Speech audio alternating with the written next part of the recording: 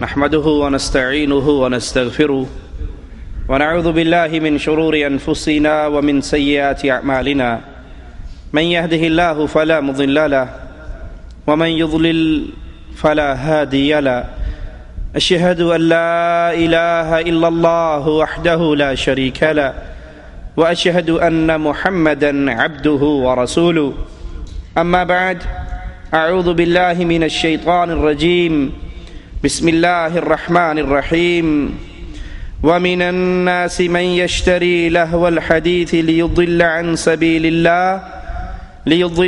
سبيل الله بغير علم ويتخذها هزوا أولئك لهم عذاب مهين۔ جب کوئی قوم ذلت اور بربادی کی دلدل میں گرتی ہے تو وہ اپنی خصوصیات کو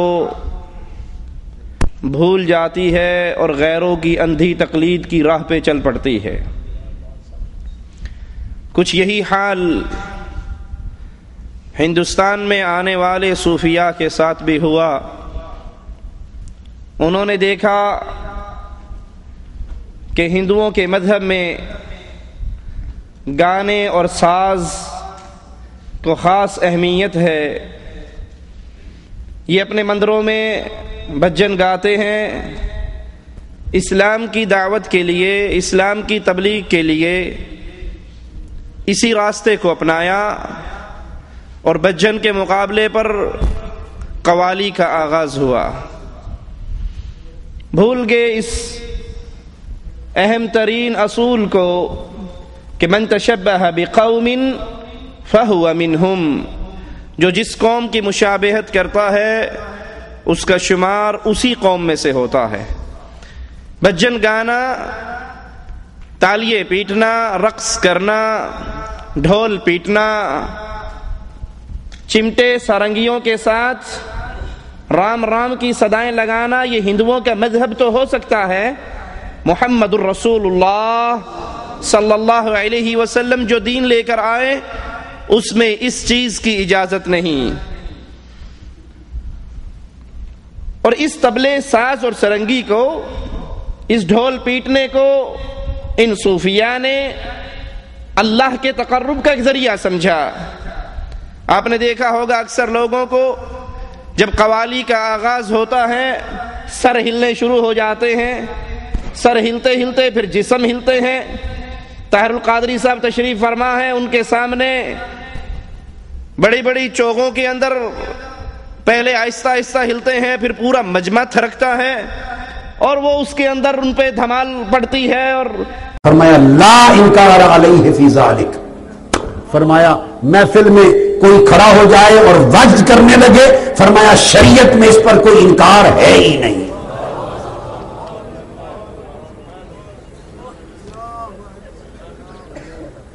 لا انکار۔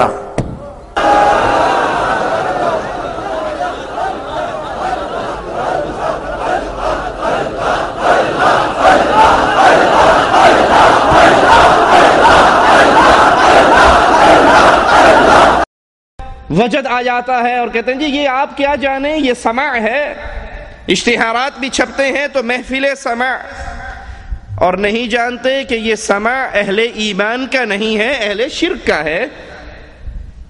اہل ایمان ان کے دلوں کو سکون قوالیوں سے نہیں ملتی، ساز گانے باجے سے نہیں ملتی، ان کے دل کو لذت ملتی ہے تو عرش والے کے کلام کو سن کر۔ آئیے اہل ایمان کا سماع کتاب سے آ کے رکھتے ہیں۔ مالک فرماتا ہے اولئک الذین انعم اللہ علیہم من النبیین من ذریۃ آدم وممن حملنا مع نوح ومن ذریۃ ابراہیم واسرائیل وممن ہدینا واجتبینا اذا تتلى علیہم آیات الرحمن خروا سجدا وبکیا۔ وہ لوگ جن پر اللہ نے احسان کیا، انبیاء میں سے، اولاد آدم میں سے، اور جن کو ہم نے سوار کیا نوح علیہ السلام کے ساتھ اور اسرائیل کی اولاد میں سے اور ان میں سے جنہیں ہم نے ہدایت دی منتخب کیا، جب ان پر اللہ کی آیات رحمان کی آیات تلاوت کی جاتی ہیں تو سجدے میں گرتے ہیں، روتے ہیں۔ پیر سیفی انگلی کے اشارے کرتا ہے، کرنٹ مارتا ہے اور لوگ لوٹ پوٹ ہو کے سجدوں میں گرتے ہیں۔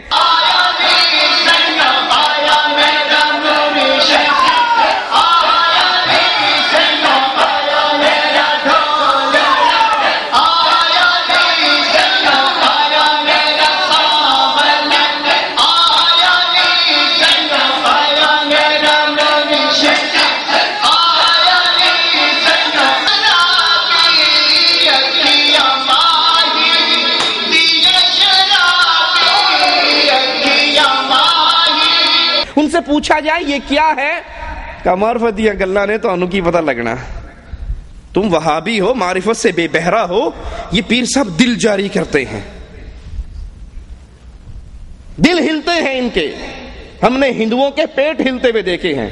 ہندو جوگی بیٹھ کر جب سانس اندر لیتے ہیں، تم دلوں کو حرکت کرتے ہو، وہ اپنے پیٹوں کو حرکت دیتے ہیں۔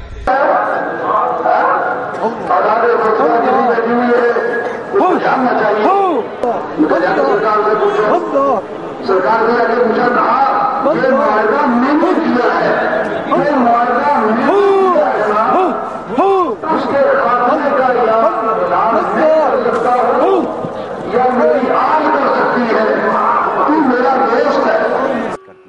امتیاز کو ایکٹیویٹ کرنا ہے۔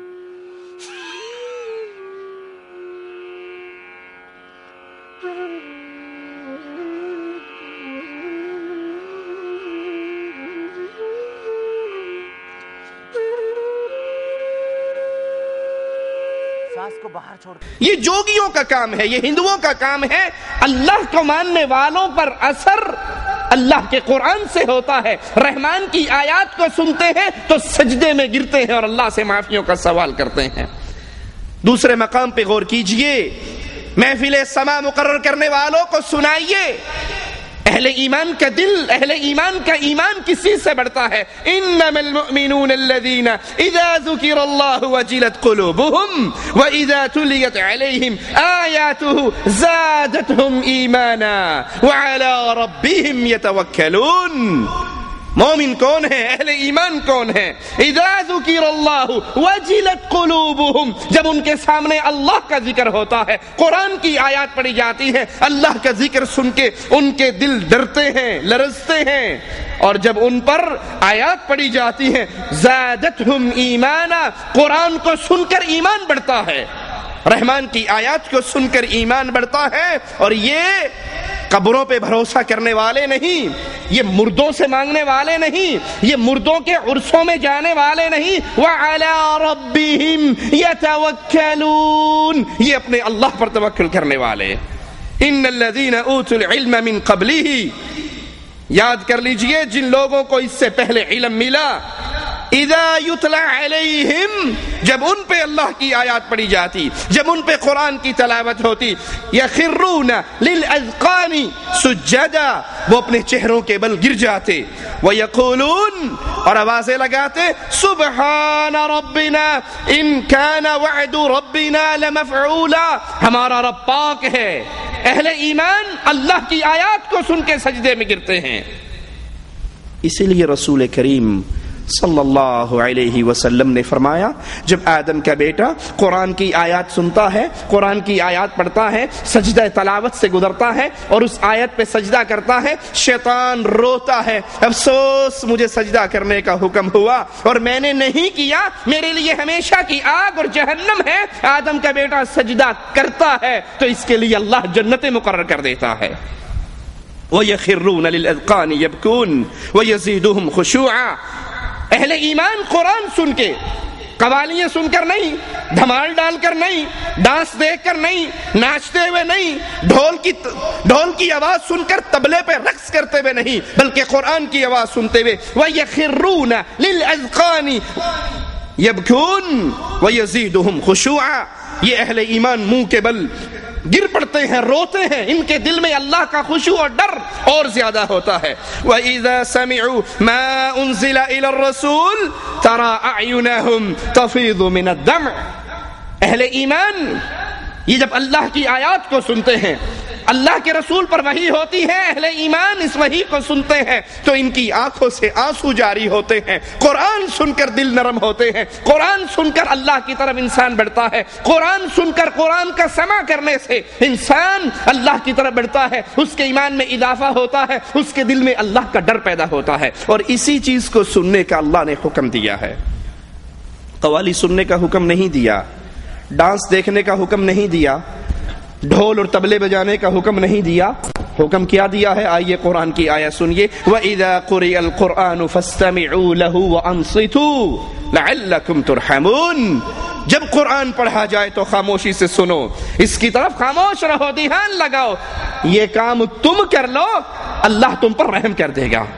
قرآن کو سننا مشروع ہے، ثواب کا باعث ہے، اور قرآن سننے والوں سے مالک محبت کرتا ہے، ان کی تعریف کرتا ہے. وَإِذَا تُتْلَى عَلَيْهِ آيَاتُنَا. اور جو قرآن نہیں سنتا اس کا حال کیسے بیان کرتا ہے؟ وَإِذَا تُتْلَى عَلَيْهِ آيَاتُنَا وَلَّا مُسْتَكْبِرًا كَأَن لَّمْ يَسْمَعْهَا كَأَنَّ فِي أُذُنَيْهِ وَقْرًا. جب اس پر قرآن کی تلاوت کی جائے، انہیں قرآن سنائے کہ سانو قرآن نہ سناؤ، ہمیں جو سکون قوالی سے ملتا ہے قرآن سے نہیں ملتا، کیوں نہ سنائیں؟ کہ قرآن سمجھنے کے لیے 18 علوم چاہیے، اور قوالی سمجھنے کے لیے صرف شرک اور کفر کی لعنت چاہیے جو ہمارے دل میں موجود ہے.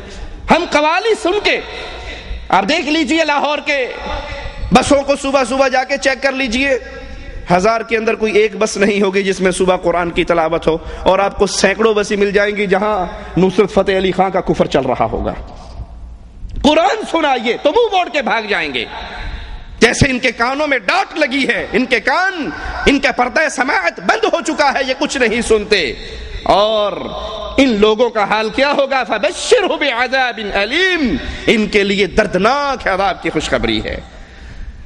قرآن کو ترک کرنے والے، اس کے سماع سے منہ موڑنے والے، ان کے بارے میں قرآن کی آیات پہ غور کیجئے. وَقَالَ الرَّسُولُ يَا رَبِّ إِنَّ قَوْمِ اتَّخَذُوا هَذَا الْقُرْآنَ مَهْجُورًا. رسول قیامت کے دن ان کے اوپر مقدمہ کریں گے، اے اللہ، یہ اسلام کی طرف نسبت تو کرتے تھے، نام تو لیتے تھے، لیکن انہوں نے قرآن کو بالکل چھوڑ دیا تھا. یہ قرآن کی تلاوت نہیں کرتے تھے، قرآن سے لذت نہیں لیتے تھے، قرآن سے ان کو محبت نہیں تھی. قیامت کے دن ان کے اوپر مقدمہ کرنے والے محمد الرسول اللہ ہوں گے. اور یہی وہ سماع ہے جس کی فرمائش محمد کریم صلی اللہ علیہ وسلم اپنے اصحاب سے کیا کرتے تھے.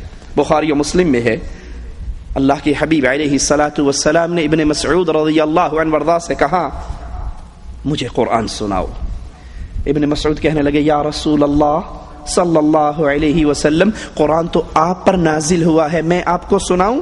آقا علیہ الصلاۃ والسلام نے فرمایا مجھے دوسروں کی زبان سے سننا اچھا لگتا ہے. اے قوالی سننے والوں، آقا علیہ السلام کا اگر کلمہ پڑھا ہے تو سنو.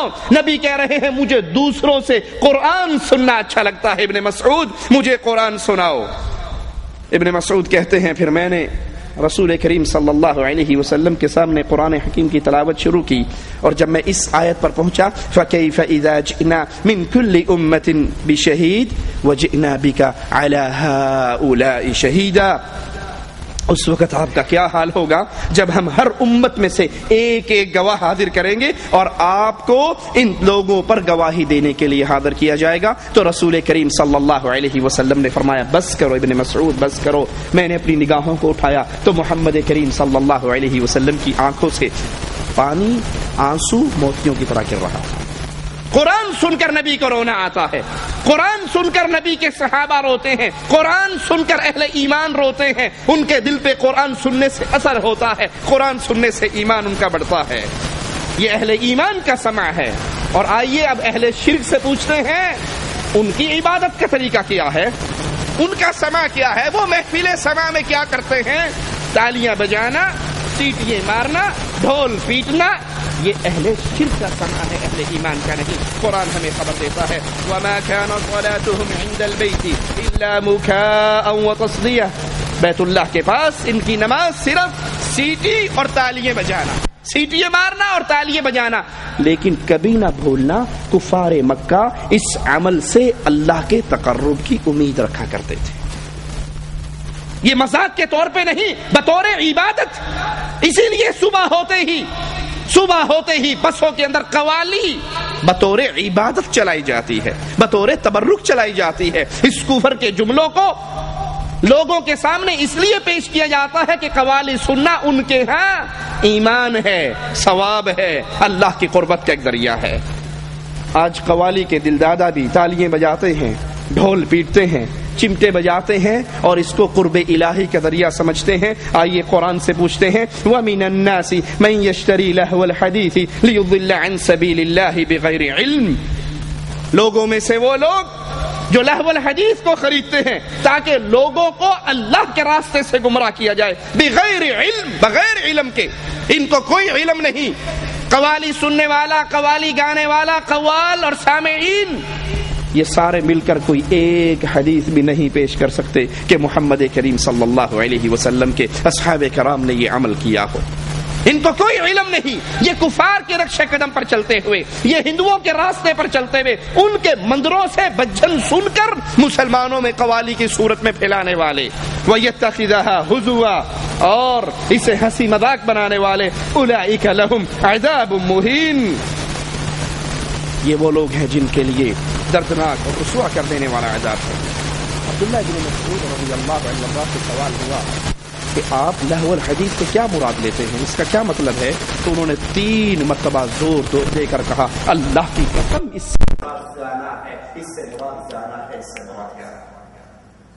عبداللہ بن عباس رضی اللہ عنہما سے پوچھا گیا لہو الحدیث کے بارے میں تو انہوں نے فرمایا گانا اور راگ.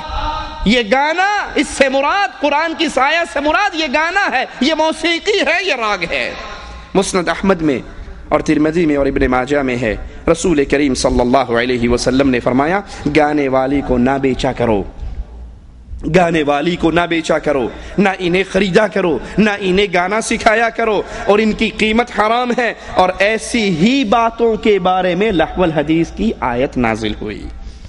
آج قوالی پیٹنے والے، قوالی بجانے والے، قوالی گانے والے، ڈھول سرنگی بجانے والے، قرآن کریم کی یہ آیت ان پر کیسے فٹ ہوتی ہے. وَذَرِ الَّذِينَ اتَّخَذُوا دِينَهُمْ لَعِبًا وَلَهْوًا وَغَرَّتْهُمُ الْحَيَاةُ الدُّنْيَا. اور ایسے لوگوں سے بالکل کنارہ کش ہو جائیے. ان کی قوالیاں نہ سنیے، ان کے کفریہ جملوں کو نہ سنیے، ان کی ساز اور موسیقی کو نہ سنیے، بلکہ ان سے کنارہ کشی اختیار کر لو جنہوں نے اپنے دین کو کھیل اور تماشا بنا لیا.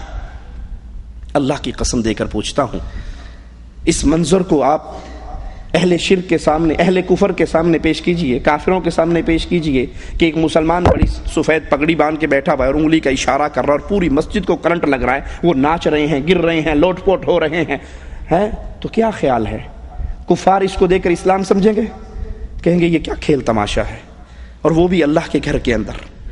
یہ کھیل تماشا نہیں ہے اور کیا ہے؟ سفید لمبی داڑیاں ہیں، طاہر القادری صاحب کی موجودگی میں بابے ہیں اور ناچ ناچ کے ان کا ایسی تیسی ہو رہی ہے. کوئی رکوع کی حالت میں ناچ رہا ہے، کوئی کھڑا ہو کے ناچ رہا ہے. کیا انڈین اداکار ناچیں گے، پاکستان کے اداکار ناچیں گے جو یہ مولوی مسجد میں ناچتے ہیں؟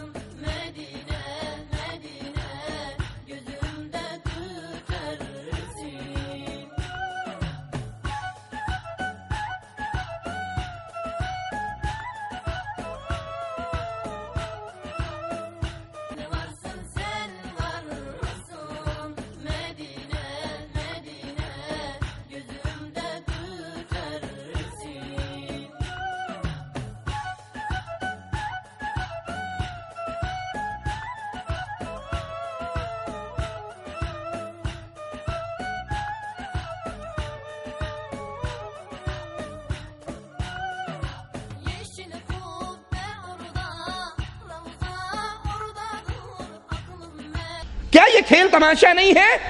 کیا قوالی کے نام پر یہ کھیل تماشا مسلمانوں میں داخل نہیں کیا گیا؟ اور قرآن کہہ رہا ہے ان لوگوں سے کنارہ کشی اختیار کر لیجئے جنہوں نے اپنے دین کو کھیل تماشا بنا لیا۔ کھیل کے نام پر کھیلو، اسلام کے نام پر تو کھیل کو اسلام میں داخل نہ کرو۔ یہ کھیل تماشا ہے، یہ جادوگری ہے، یہ تماشا ہے جو اسلام کے نام پر تم نے جاری کیا۔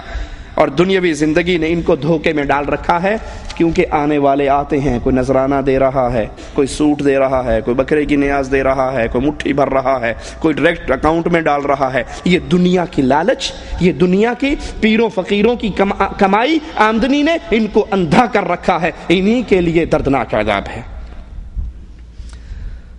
اور اس دھمال کو آخرت کے لیے ذریعہ نجات سمجھتے ہیں۔ پیر نوری بوری لاہور کی بہت بڑی سرکار ہے، اس میز سے لمبے تو ان کے بال ہی ہوں گے، ایک چٹیا ادھر چھٹتی ہے، ایک چٹیا ادھر ہے، بیچارہ بالکل اینڈ ہوا 80 سال کا ہوگا، اس سے دھمال نہیں ڈالی جا سکتی، تو 2 آدمی ادھر سے اس کے نیچے ہاتھ دیتے ہیں، 2 ادھر سے اس کے نیچے ہاتھ دیتے ہیں، اس کو بڈھے کو زبردستی نچاتے ہیں، اور وہ بیٹھتے کہتا دھمال ڈالو، مولویوں مسجدوں سے نکلو دھمال ڈالو، سنی ہو تو دھمال ڈالو، شیعہ ہو تو دھمال ڈالو، وہابی ہو تو دھمال ڈالو، اور جو دھمال نہیں ڈالے گا اس کی نجات نہیں ہوگی۔ کہتا میں قسم کھا کر کہتا ہوں جو دھمال نہیں ڈالے گا اللہ کی قسم قیامت کے دن نہیں بخشا جائے گا۔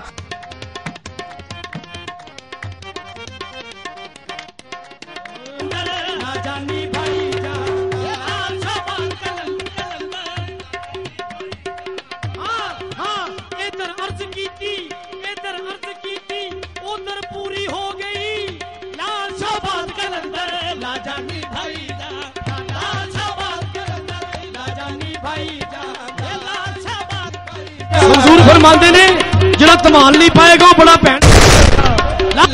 سرکار فرماندے نے پاویں کوئی شیعہ ہے، پاویں کوئی سنی ہے، پاویں کوئی وہابی ہے، جڑا کوئی تمال نہیں پا رہا وہ علی پاک دا منکر ہے۔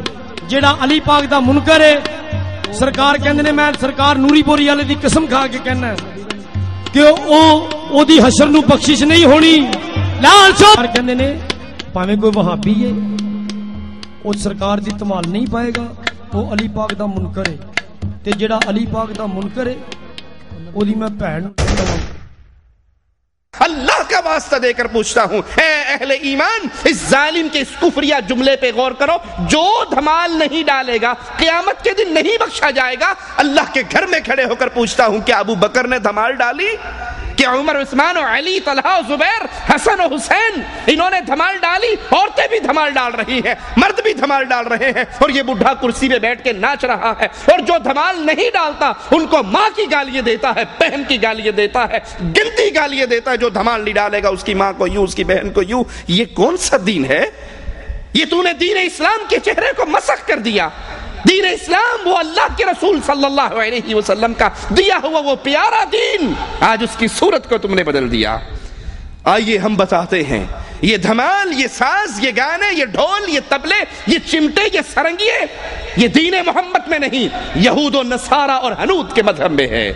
کفار مکہ تالیاں بجاتے اور سیٹیاں مارتے، یہود کے تجدد پسند طبقے نے عبادت میں موسیقی کا خاص طور پہ اہتمام کیا اور نماز کے لیے نغمے وضع کیے تاکہ یہ عبادت لوگوں کے دلوں میں اتر جائے۔ عیسائیوں کی دعاؤں کے سارے صیغے ترانوں اور گانوں کی شکل میں ہیں، اور ان کی ہر دعا کی ایک لے اور آہنگ جدا اور مقرر ہے۔ تحریف شدہ زبور کے اندر ہے نرسنگے کی آواز کے ساتھ خدا کی حمد کرو، تاردار سازوں اور بانسری کے ساتھ اس کی حمد کرو، زور سے جھنجھناتی جھانج کے ساتھ خدا کی حمد کرو۔ یہ عیسائیوں کا مذہب ہے۔ اسی لیے ڈاکٹر طاہر القادری اپنے منہاج القرآن ادارے کے اندر عیسائی پادریوں کو بلاتا ہے کرسمس ڈے پر، اور وہ عیسائی پادری ڈھول سرنگی چمٹوں کے ساتھ آتے ہیں، ساز تاروں کے ساتھ آتے ہیں، اور اس ادارے کے اندر بیٹھ کر جب ان کی عبادت کا وقت آتا ہے وہ گیت گاتے ہیں کرسمس مناؤ کا، تو وہ اسی ڈھول اور باجے کے اوپر گاتے ہیں۔ یہ مذہب نصارہ کا مذہب ہے، یہ مذہب ہندوس کا مذہب ہے، یہ مذہب یہودیوں کا ہے، یہ کفار مکہ کا ہے، اہل ایمان کا یہ مذہب نہیں ہے۔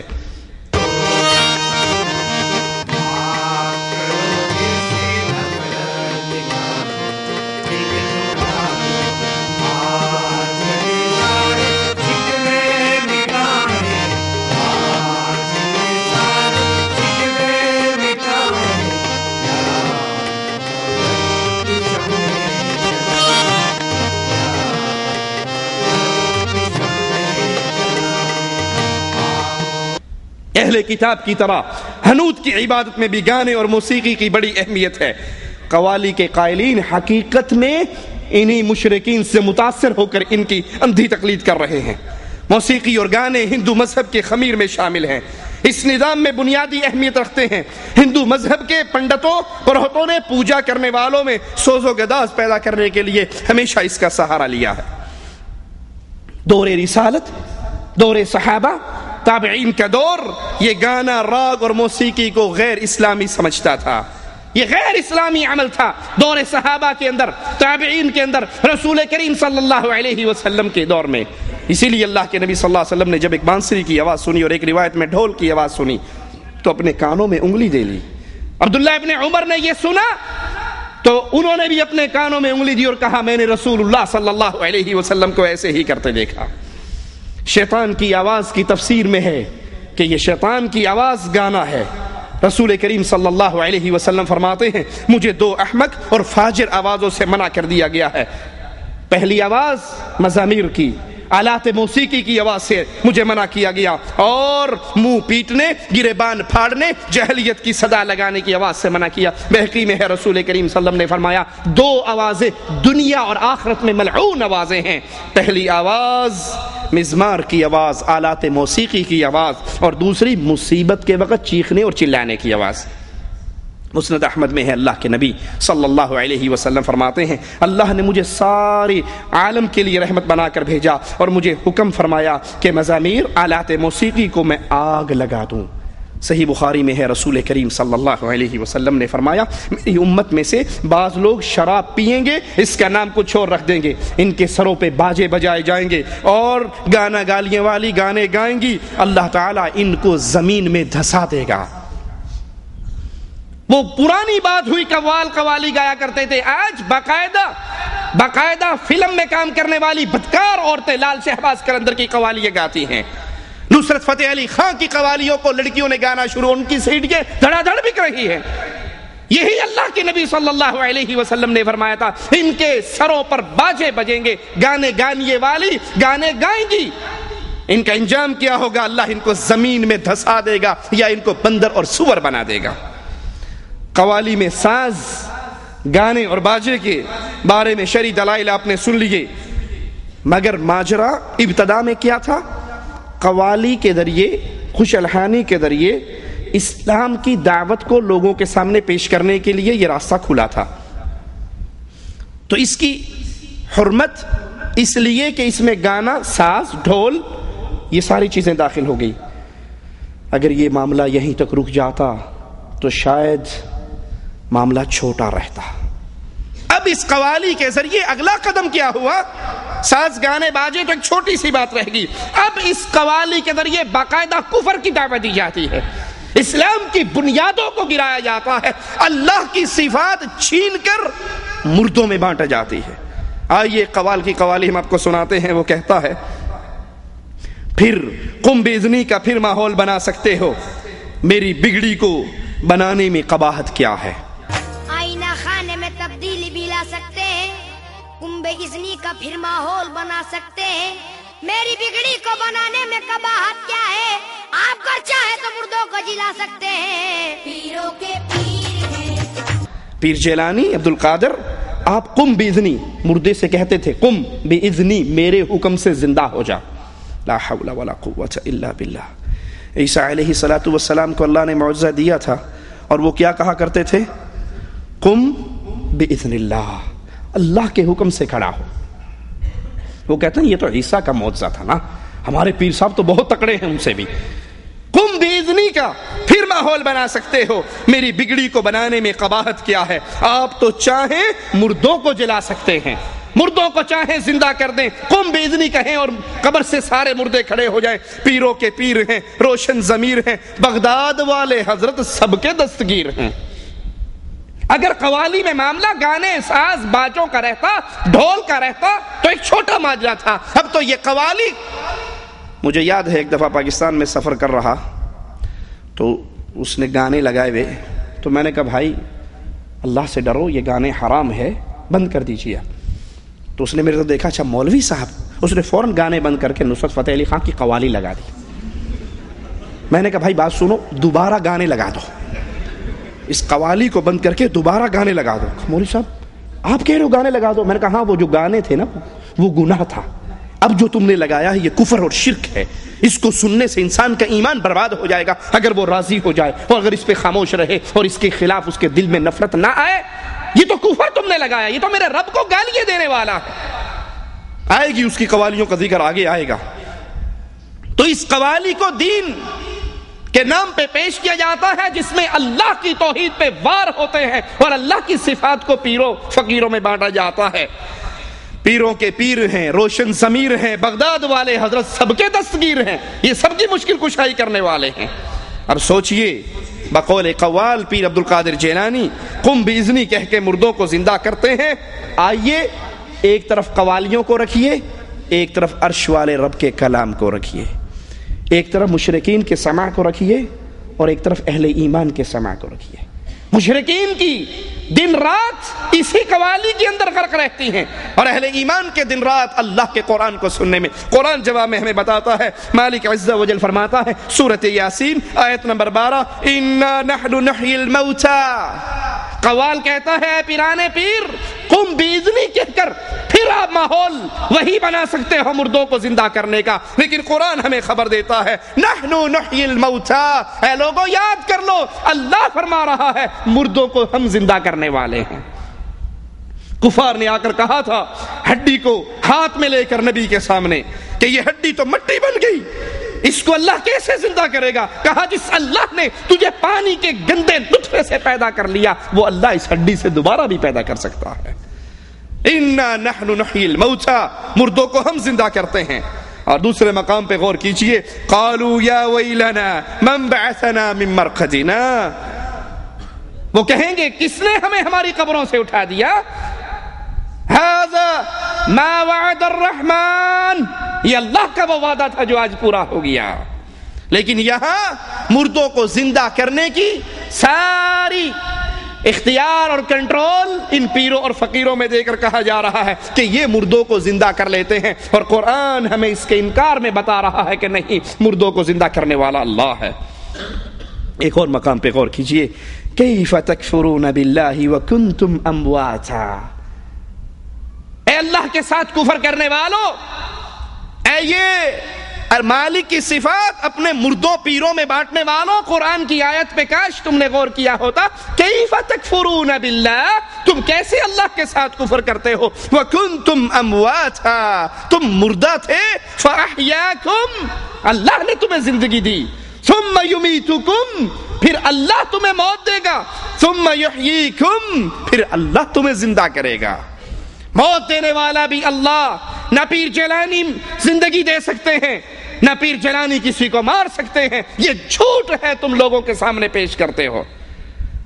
کہا جی آپ نے نہیں ماننا، وہ جو ہمارے پیر صاحب تھے نا اسلام آباد والے، گولڈے والی سرکار، وہ گولڈے والی سرکار گولڈا اسٹیشن پر آئے تھے، ایئر گن ان کے ہاتھ میں تھی، ایئر گن انگریز کے ہاتھ میں تھی، تسبیح پیر صاحب کے ہاتھ میں تھی۔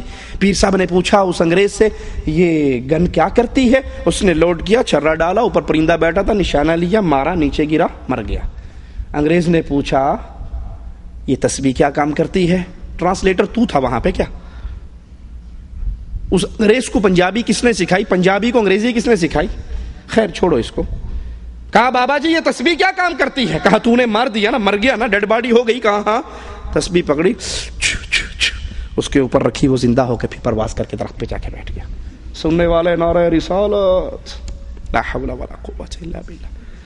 اور مالک خبر دے رہا ہے ثم یمیتکم ثم یحییکم، اللہ تمہیں موت دے گا پھر اللہ تمہیں زندہ کرے گا۔ نہ پیر گولڑا زندہ کر سکتا ہے، نہ ڈولے شاہ زندہ کر سکتا ہے، نہ بغداد والا کر سکتا ہے، نہ اجمیر والا، نہ لاہور والا، نہ ملتان والا، کوئی زندہ نہیں کر سکتے۔ یہ خود مرے ہیں، اموات غیر احیاء وما یشعرون ایان یبعثون، یہ تو خود مردہ ہے، ڈیڈ باڈی ہے، ان کو اپنے اٹھائے جانے کا بھی معلوم نہیں ہے کب اٹھایا جائے گا۔ لیکن قوال صاحب کیا کہتے ہیں؟ ذرا بھی دیر کرتے نہیں تم بگڑی بنانے میں، سخی تم ہو یہی مشہور ہے زمانے میں۔ کرم پرور احمد علی بس اتنی سی تمنا ہے، جگہ مجھ کو بھی مل جائے تمہارے آشیانے میں، مجھے اپنے ہی رنگ میں رنگ دو صابر۔ ذرا بھی دیر تم کرتے نہیں बिगड़ी बनाने में। सखी तुम हो यही मशहूर है सारे जमाने में। करम परवर अली अहमद बस इतनी सी तमन्ना है, जगह मुझको भी मिल जाए तुम्हारे शामियाने में। मुझे अपने ही रंग में रंग दो साबिर کہ تم کرم کرنے والے ہو صابر، تم بگڑی بنانے والے ہو، جو بگڑ جائے تم بنا دیتے ہو، کسی کی قسمت خراب ہو تم اس کی ٹھیک کر دیتے ہو، کسی کی قسمت میں اولاد نہیں ہے تو تم عطا کر دیتے ہو۔ اس قوال کے ان کفریہ جملوں کو سامنے رکھیے اور عرش والے کے کلام کو سنیے۔ قل افریتم ما تدعون من دون اللہ، تم جن کو بھی اللہ کے علاوہ پکارتے ہو، وہ بغداد والا ہو یا صابر پیا ہو یا کوئی اور پیا ہو، ان ارادنی اللہ بضر هل ہن کاشفات ضرہ، قرآن کا چیلنج سنیے، آواز اپنے دلوں میں بٹھائیے۔ قل، اے نبی کہو ان کو، تم جن کو بھی اللہ کے علاوہ پکارتے ہو، ان ارادنی اللہ بضر، اگر اللہ مجھ پہ کوئی مصیبت اتارنا چاہے، اگر اللہ مجھ پہ کوئی غم اتارنا چاہے، میرا بیٹا ابراہیم، نبی کا بیٹا ابراہیم نبی کی گود میں دم توڑتا ہے، نبی کی پیار کرنے والی زوجہ خدیجہ فوت ہوتی ہیں، نبی کے چچا حمزہ شہید ہوتے ہیں، ابو طالب کلمہ پڑھنے سے انکار کرتے ہیں، یہ غم یہ دکھ آتے ہیں، طائف میں پتھر پڑتے ہیں، زخمی ہوتے ہیں، زمین پہ گرتے ہیں، احد کے اندر آپ گڑھے میں گرتے ہیں، ماتھا پھٹتا ہے، یہ سارے غم اور دکھ آتے ہیں۔ ان ارادنی اللہ بضر، اگر اللہ کوئی مصیبت اتارنا چاہے، هل ہن کاشفات ضرہ، کیا یہ پیر، یہ بابے، یہ حضرت، یہ شیخ جن کو تم کرم پرور سمجھتے ہو، جن کو تم دستگیر مانتے ہو، جن کو تم کرم کرنے والا مانتے ہو، جن کو تم بگڑی بنانے والا مانتے ہو، قرآن کا چیلنج ہے، اللہ کی اتاری ہوئی مصیبت کو یہ ٹال سکتے ہیں؟ او ارادنی برحمت هل ہن ممسکات رحمتی، اللہ اگر کسی پہ رحمت کرے کیا یہ اللہ کی رحمت کے درمیان رکاوٹ بن سکتے ہیں؟ قل حسبی اللہ، اہل ایمان کا ایک ہی آوازہ، قل حسبی اللہ، مجھے میرا اللہ کافی ہے، علیہ یتوکل المتوکلون، بھروسہ کرنے والے اسی پہ کرتے ہیں۔ قرآن حکیم کے دوسرے مقام پہ غور کیجئے، امن یجیب المضطر اذا دعاہ، کون ہے جو مصیبت کے اندر پھنسے ہوئے کی مصیبت کو دور کرے؟ کسی کی بگڑی بنانے والا کون؟ قرآن کا سوال، قوال کا جواب صابر پیا بگڑیاں بناتے ہیں، بغداد والے دستگیر ہیں، اور قرآن پوچھ رہا ہے امن یجیب المضطر اذا دعا، کون ہے کوئی مصیبت میں پھنس جائے؟ یونس علیہ السلام مصیبت میں پھنسے مچھلی کے پیٹ میں، فرشتوں نے کہا یہ بندہ معروف ہے، اس کی آواز معروف ہے، جہاں سے پکار رہا ہے وہ جگہ غیر معروف ہے، اور مالک نے کہا اگر یہ مجھے مچھلی کے پیٹ سے نہ پکارتا، لوگ قیامت کے دن قبروں سے نکل کر آتے، یہ مچھلی کے پیٹ سے نکل کر آتا۔ کون ہے جو مصیبت میں پھنسے ہوئی کی بگڑی بنا دے، اس کی دستگیری کر دے؟ وَيَكْشِفُ السُّوءَ، اس کی مصیبت کو دور کر دے۔ أَإِلَٰهٌ مَّعَ اللَّهِ، کیا اللہ کے علاوہ کوئی اور مشکل کشا ہے؟ کیا اللہ کے علاوہ کوئی اور دستگیر ہے؟ کیا اللہ کے علاوہ کوئی اور کرم کرنے والا ہے؟ أَمَّن يَهْدِيكُمْ فِي ظُلُمَاتِ الْبَرِّ وَالْبَحْرِ، خشکی اور تری میں، اندھیروں میں سے تمہیں نکالنے والا کون ہے؟ غیر اللہ کو پکارنے والوں، پیروں کو دستگیر کہنے والوں، مولا علی مشکل کشا میری کشتی پار لگا دینا کی قوالی کہنے والوں، قرآن کی آواز پہ غور کرنا۔ امن یہدیکم فی ظلمات البر والبحر، تمہیں کون ہدایت دیتا ہے؟ وہ قوال کہتا ہے جی آپ نے وہ کفار مکہ تھے جن کی کشتی پھنسی تھی، انہوں نے اللہ کو پکارا تھا اور اللہ نے ان کی کشتی پار لگا دی تھی۔ اکرمہ نے واقعہ سنایا تھا نا، صحیح مسلم میں ہے، ہماری کشتی پھنسی، ہم نے اپنے لات و عزا کو پکارا، کوئی نہیں آیا، پھر ہم نے مجبور ہو کے اے محمد صلی اللہ علیہ وسلم آپ کے رب کو پکارا، اللہ نے فوراً کشتی ہماری پار لگا دی۔ قرآن اس کا منظر بیان کرتا ہے فَإِذَا رَكِبُوا فِي الْفُلْكِ دَعَوُا اللَّهَ مُخْلِصِينَ لَهُ الدِّينَ، جب یہ کشتی ان کی پھنس جاتی بھور میں تو پھر یہ فوراً اللہ کو پکارتے، اللہ ان کی کشتی کو پار لگا دیتا۔ فَلَمَّا نَجَّاهُمْ إِلَى الْبَرِّ إِذَا هُمْ يُشْرِكُونَ، جب ان کی کشتی پار لگ جاتی تو یہاں خشکی پہ آ کے، امن میں آ کے پھر شرک کرتے۔ لیکن آج کے دور کا مشرک، اللہ کی قسم کھا کر کہتا ہوں، رب کے گھر میں کھڑے ہو کر کہتا ہوں، اس دور کے مشرک سے بڑا مشرک ہے۔ وہ کم از کم سختی میں تو اللہ کو پکارا کرتے تھے، یہ سختی میں بھی اللہ کو نہیں پکارتے۔ قوال کہتا ہے 2-4 سال نہیں، پورے 12 سال، 2-4 سال نہیں، پورے 12 سال ڈوبی ہوئی نو کو تارنے والے پیرانے پیر ہیں، روشن ضمیر ہیں، بغداد والے حضرت سب کے دستگیر ہیں۔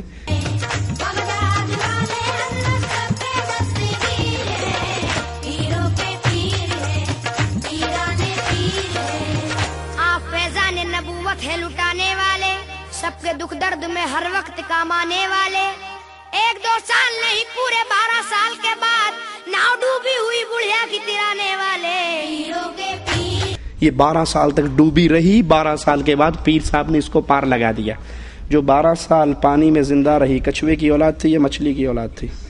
آدم کا بیٹا تو 12 منٹ نہیں زندہ رہ سکتا، پانی سانس لے گا، پیٹ میں پانی جائے گا، مر کے اوپر آ جائے گا۔ یہ کس کی اولاد تھی جو 12 سال تک زندہ رہی؟ لا حول ولا قوت الا باللہ۔ مالک ان سے پھر پوچھتا ہے کون ہے تمہیں اندھیروں کے اندر، خشکی کے اندر، تری کے اندر راستہ دکھانے والا؟ الہ مع اللہ، کہ اللہ کے علاوہ کوئی اور ہے؟ قوال پھر کہتا ہے خوشیاں میری قسمت میں رقم کون کرے گا؟ ہمیں خوشیاں کون دیتا ہے؟ غم کون دیتا ہے؟ غم اور خوشی اللہ کی طرف سے آتی ہے۔ اور یہاں قوال قوالی کے نام پر، جو دین کے نام پر لوگوں میں سنائی جاتی ہے، مکمل اللہ کا انکار کرتے ہوئے کہتا ہے خوشیاں میری قسمت میں رقم کون کرے گا، سب دور میرے رنج و علم کون کرے گا، آس لگی آپ سے بغداد کے والی، اب آپ کے علاوہ کرم کون کرے گا۔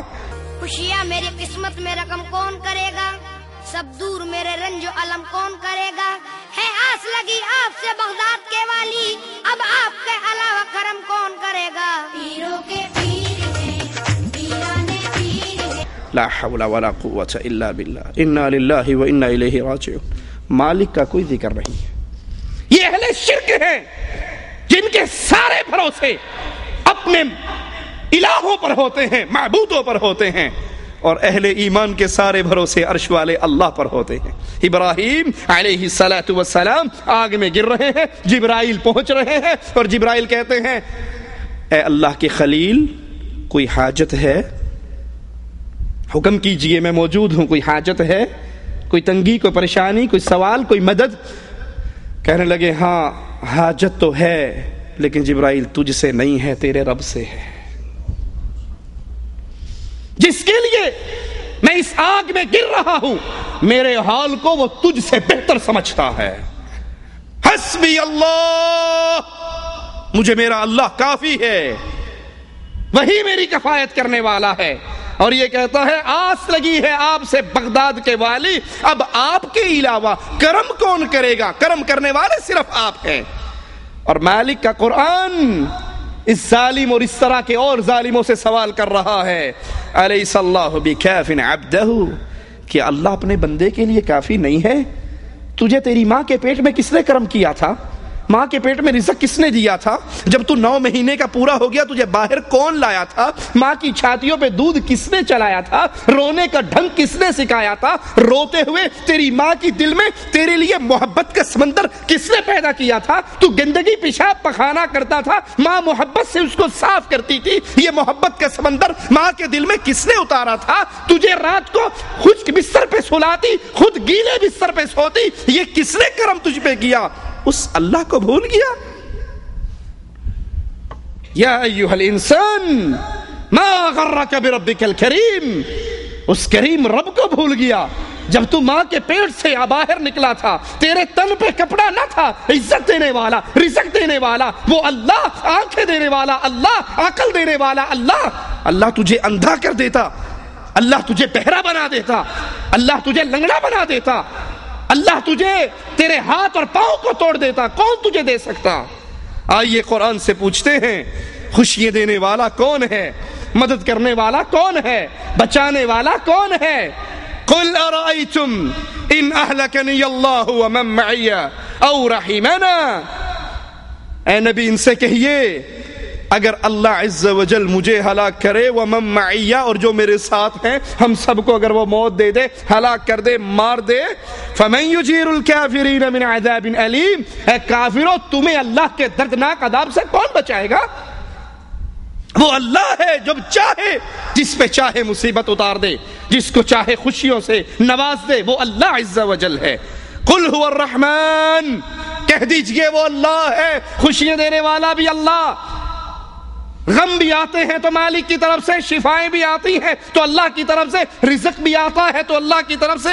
آمنا بہ، ہم اس اللہ پر ایمان لے کر آئے، وعلیہ توکلنا، اسی اللہ پر ہم نے بھروسہ کیا، ہمارے مردوں پر بھروسے نہیں ہیں، ہمارے اجمیر اور حجمیر پہ بھروسے نہیں ہیں، ہمارے بھروسے رحمان پر ہیں، رحیم پر ہیں، عظیم پر ہیں، عزیز پر ہیں، وہ ہمارا اللہ ہے، ہمارے سارے بھروسے اس اللہ پر ہیں۔ فستعلمون من هو فی ضلال مبین، قیامت کا دن آنے والا ہے، ان قریب وہ دن آنے والا ہے، وہ گھڑی آنے والی ہے جب دودھ کا دودھ اور پانی کا پانی ہو جائے گا، تمہیں نظر آ جائے گا کہ گمراہ کون تھا۔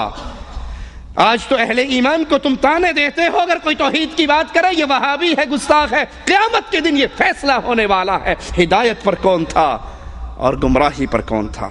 قل ارأیتم ان اصبح ماؤکم غورا، کیا تم نہیں دیکھتے اگر تمہارے پانی کو اللہ گہرا لے جائے، اس زمین کے پانی کو خشک کر دے، فمن یأتیکم بماء معین، کون ہے تمہارے لیے چشموں کا پانی جاری کرنے والا؟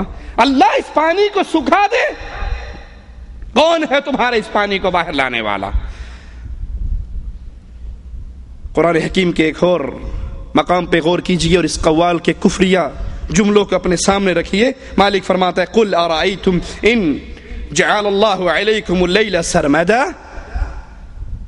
پوچھئے اے نبی، قل کہہ دیجئے ان کو، ارأیتم ان جعل اللہ علیکم اللیل سرمدا، اگر یہ رات جو تھوڑی دیر کے لیے آتی ہے تم اس میں سکون لیتے ہو، نیند پوری کرتے ہو، اپنا جسم کو توانائی دیتے ہو، اگر اللہ چاہے اس رات کو لمبا کر دے الی یوم القیامہ، قیامت تک یہ رات لمبی ہو جائے، سورج نہ نکلے، من الہ غیر اللہ یأتیکم بضیاء افلا تسمعون، اگر یہ رات اللہ لمبی کر دے، کون ہے تمہارا وہ الہ جو سورج کی روشنی کو لے کر آئے؟